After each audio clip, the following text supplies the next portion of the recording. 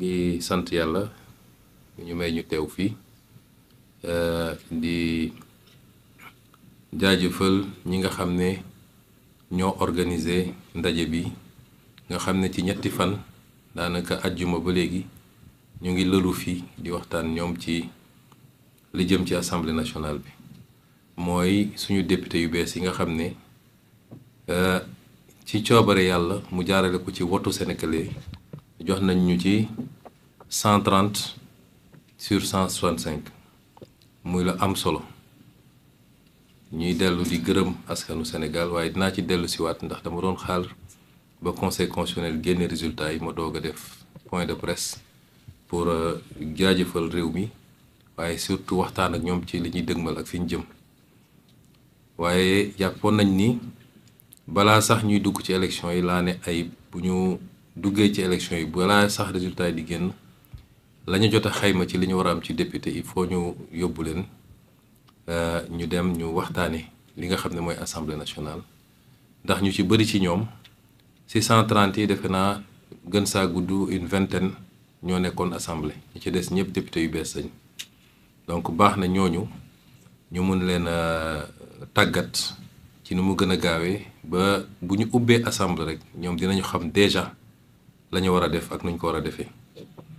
kon ñuy féliciter Ayib ci ak équipe yi mu liggéeyal yépp ci parti bi waaye di féliciter également di remercier ñi nga xam ne bàyyi nañu seen jot bàyyi seen lépp ñëw jàpp ci liggéey bi andi seen xam-xam ak seen temps pour participer ci formation boobu doyen Mamadou Diallo ngi ni juriste yaa ngi fi ñoom maître Ndiaye ñoom maître Mboup ak ñeneen ñoom ñëpp ñëw nañu jàpp ci liggéey bi te jàpp naa ni ci li ma dégg fii ñoom ñii nga xam ne ñoo bénéficier ci formation bi am nañ ci satisfaction bu baax kon lii buñ ko defee nag li muy firndeel rek mooy wax Sénégalais ni assemblée nationale moom bu soobee yàlla bés ni ki tey dinañu xam lan mooy njëriñu assemblée nationale ci réew mi mooy conception bi ñu ci amoon ni assemblée nationale amul solo amul njëriñ dañ fa yóbbu ay nit di leen fay xaalis di leen jox carburant te kenn xamul lan mooy seen utilité ci réew mi loolu moom bis ni ki tey jeex na te parti bi dina fexe ba muy assemblée nationale muy beneen institution li nga xam ni moo taxoon ñun ñu sonn ak di xeex li taxoon ba Sénégal yu bari soobu ci xeex bi ba ñenn ñi seen bakkan rot na ci ñenn ñi seen liggéey yàqu na ci ñenn ñi dugg nañ ci kaso saa su ne rek ci li ñuy def suba ba ngoon jot ci li ñu yàlla dénk na méngoog loolu parce que loolu rek mooy tax noonu rek la ñu mën a delloo njukkal ñooña loolu nag day doore ci assemblée nationale doore nañ ko ci pouvoir exécutif bi ñu koy rek léegi teg ko ci jubal ak jubbanti ci njiital président Bassirou Diomaye Faye waaye ñëpp xam nañ ni kuy gouverner soo yoree pouvoir exécutif tam soxla nga assemblée nationale sinon dina xaw a jafe kon loolu dañ koy wéyale ci assemblée nationale bi mooy député bu ne saa su ne na càmbar boppam digganteem ak boromam càmbar boppam digganteem ak projet bi càmbar boppam digganteem ak sénégalais yi ba xool ndax lañ ko bëgg a def loo méngoo na ak liy yoon wala déet doo ko def parce que neex na Ousmane Sonko loolu du cëru député dinañu am nag dynamique de groupe waaye file groupe bi mi ngi méngoog projet bi wasalaam bu ko nekkul député bu ne war na mën a ni lii gisewu ma ko noonu parce que gëwma ni luy defar la dafay yàq mais surtout ñu dundal assemblée bi assemblée boo xam ni lay jóge ci loi jóge ci exécutif ñëw moo ëpp téeméeri junni yoon li nga xam ne mooy jóge ci député yi loolu firnde la yenn saa yi ni assemblée bi liggéeyut te assemblée bi it dafa war a dimbale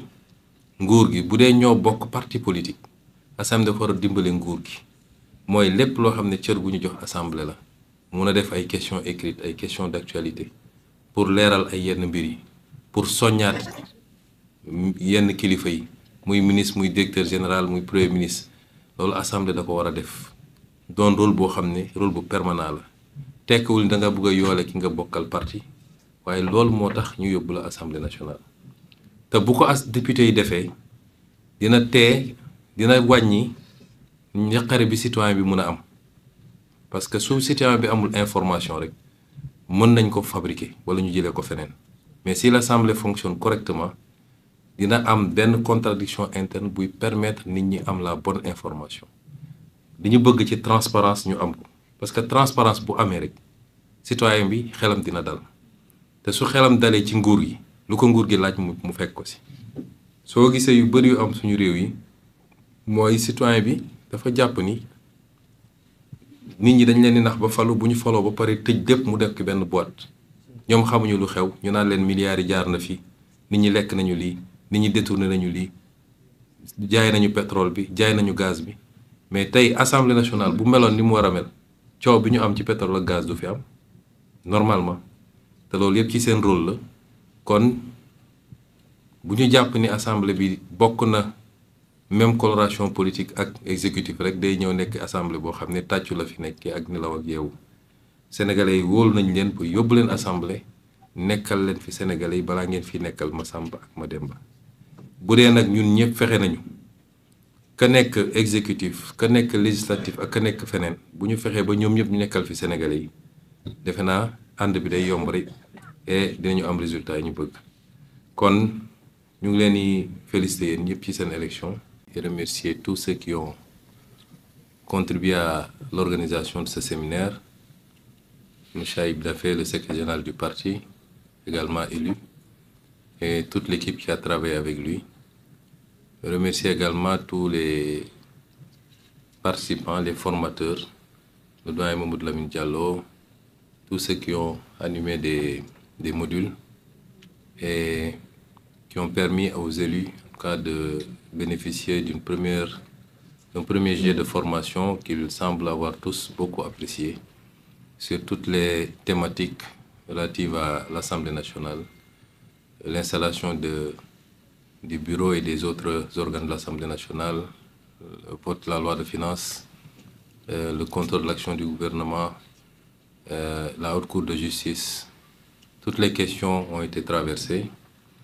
et ce n'est qu'une première formation qui sera suivie, Inch'Allah, régulièrement d'autres séances de formation. Si on a fait ça, c'est pour mettre l'accent dès l'entame sur l'importance que nous accordons à cette institution qui me semble être centrale, me semble être le poumon de la vie démocratique d'un pays.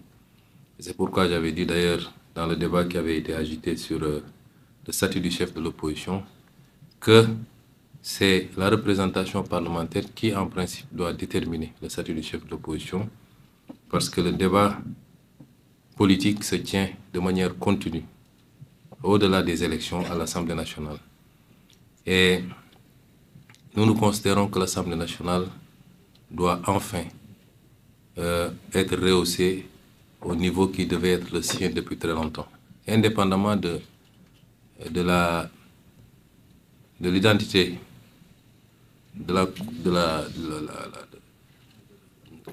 la convergence des identités politiques entre les colorations politiques entre l'Assemblée nationale et l'exécutif. Le député est avant tout un député du peuple. Et même dans cette configuration-là, le député est là pour servir un projet, le projet que nous avons tous en commun et pour lequel nous sommes beaucoup battus. Et je pense que les députés ici présents comprennent très bien cet enjeu et sauront être fidèles à ce projet, indépendamment des enjeux, pouvoir être toujours au service du projet, c'est-à-dire être au service du peuple sénégalais. Cette assemblée doit réconcilier les Sénégalais avec l'organe parlementaire, qui est conçu comme un appendice simplement, un lieu d'applaudissement comme ils appellent ça. J'exhorte chacun et chacune de ces députés à ne jamais oublier pourquoi il a été envoyé à l'Assemblée par le peuple sénégalais et être au service évidemment de la nation. Donc, je n'avais pas envisagé de faire une sortie tout de suite. J'attendais la programmation des résultats définitifs par le Conseil constitutionnel pour m'adresser aux Sénégalais, pour les remercier d'abord de la confiance qu'ils ont accordée à la liste de Pastef, mais également pour dégager un certain nombre d'orientations à partir de maintenant où les vrais leviers de la gouvernance nous ont été confiés. dégage un certain nombre d'orientations sur les semaines et les mois à venir. Mais c'était important d'organiser cet atelier et les échos que j'en ai, qui sont rapportés par l'ensemble des députés, mais également par ceux qui ont animé ces différentes sessions, nous rassurent qu'on a eu raison de le faire et que régulièrement le parti s'organisera pour pouvoir réitérer ce genre d'exercice pour que l'Assemblée nationale, comme on l'a dit, puisse se hisser à la hauteur qu'il faut, rattraper le gap qui peut-être fonde cette impression d'asymétrie par rapport à l'organe exécutif et qui l'empêche de pouvoir vraiment jouer le rôle qui est attendu, c'est-à-dire le rôle de contre-pouvoir quand il le faut, mais le rôle d'accompagnement surtout dans la formalisation, l'exécution des politiques publiques par le vote de la loi, toutes les lois, loi de finances, loi ordinaire, mais également par un certain nombre de mesures d'accompagnement. Voilà ce que je voulais dire, je ne vais pas être très long, car je souhaite à chacun et chacune des députés ici présents un bon retour chez lui et surtout beaucoup de courage parce que, vu la configuration des choses, il faut s'attendre à une accélération dès l'installation de l'Assemblée nationale pour pouvoir voter la loi de finances initiale avant le 31 décembre et accélérer avec beaucoup d'autres projets qui sont déjà préparés, conçus et qui n'attendent que l'installation de l'Assemblée pour être proposés.